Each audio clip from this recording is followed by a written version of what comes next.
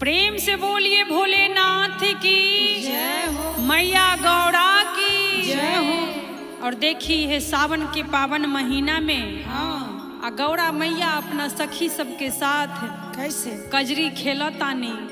रिम झिम बदरिया बरसता कैसे कैसे घेरी आइल सखिया बदरिया घेरे सखिया गौड़ा मैया खेले सावन में कजरिया बदरिया घेरी आइल सखिया।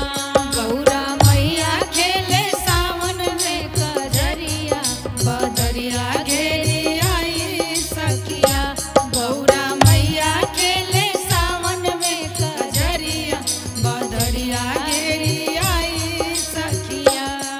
घेरी आइल सखिया बदरिया घेरे सखिया। घेरे आइल सखिया बदरिया घेरे सखिया। गौड़ा मैया खेले जय हो। गौड़ा मैया खेले सावन में कजरिया बदरिया घेरी आइल सखिया। गौरा मैया खेले सावन में कजरिया बदरिया घेरे आई सखिया। गौरा मैया खेले सावन में कजरिया बदरिया घेरे आई सखिया।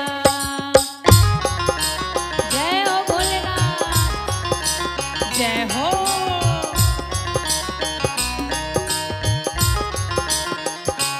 गौरा मैया खेले सावन में कजरिया बदरिया घेरे आई सखिया। गौरा मैया खेले सावन में कजरिया बदरिया घेरे आई सखिया।